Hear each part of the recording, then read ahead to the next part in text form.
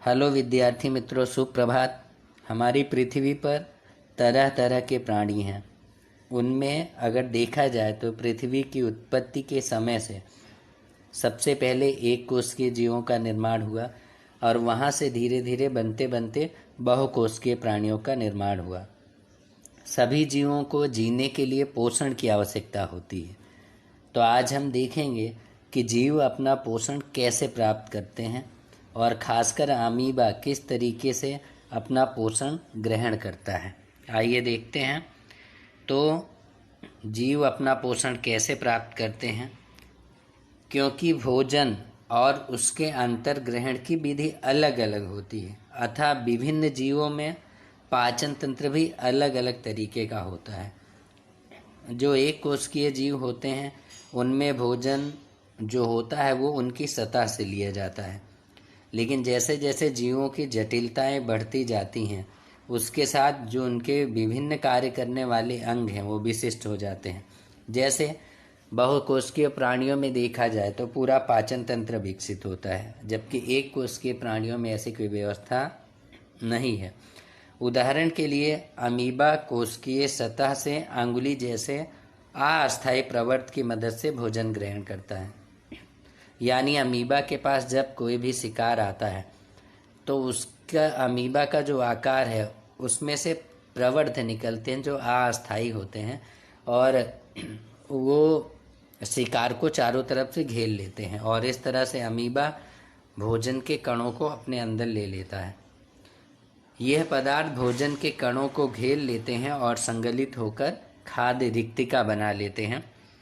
आगे हम देखेंगे, यहाँ पे अमीबा का एक चित्र दिया गया है और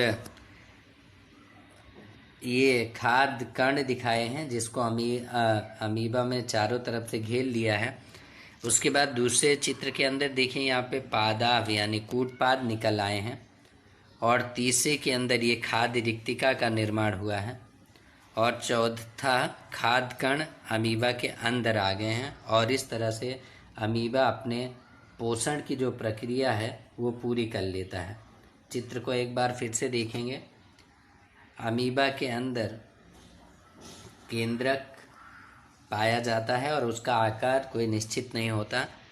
जिसका भी उसे शिकार करना होता है, जिसे भोजन के रूप में ग्रहण करना होता है, पहले उसे चारों तरफ से घेरता है, उसके बाद में उसके चारों तरफ पादाव या कूटपाद जैसी रचनाएं बन जाती हैं और फिर खाद्य रिक्तिका बनती है जिसके अंदर खाद्य कण समा जाते हैं और बाद में उसका पाचन हो जाता है। तो अमीबा इस तरीके से भोजन का पाचन करता है। आगे देखेंगे, खाद्य रिक्तिका के अंदर जटिल पदार्थों का विघटन सरल पदार्थों में हो जाता है और उसके बाद में और वो कोशिका द्रव्य में विस्तृत हो जाते हैं। बचा हुआ जो अपच पदार्थ होता है वो कोशिका की सतह की ओर गति करता है तथा शरीर के बाहर निष्कासित कर दिया जाता है। यहाँ पर देखने वाली बात है कि अमीबा सतह से ही भोजन ग्रहण करता है और सतह से ही अपचित पदार्थों का निष्कर्षण करता है यानी निकालता है। पैरामीशियम भी एक कोशिकीय जीव है। इसकी कोशिका का एक निश्चित आकार होता है तथा भोजन को एक विशिष्ट स्थान से ही ग्रहण किया जाता है। भोजन इस स्थान तक पश्चाव की गति द्वारा पहुंचता है जो कोशिका की पूरी सतह को ढके हुए होते हैं। इस तरह से अगर हम देखने जाएं तो अमीबा अपना भोजन और सारे एक कोशिकीय प्राणी इस तरह से अपना भोजन ग्रहण करते हैं।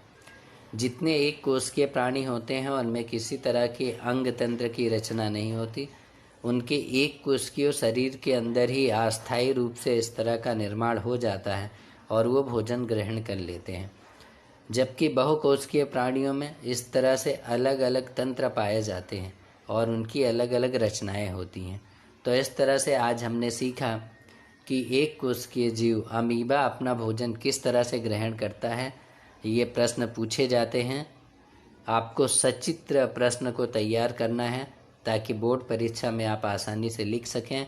बार बार लिखकर याद कर लीजिएगा। इस टॉपिक में इतना ही। हमारे चैनल सर JK पांडे को सब्सक्राइब करना ना भूलें। Thank you so much. धन्यवाद।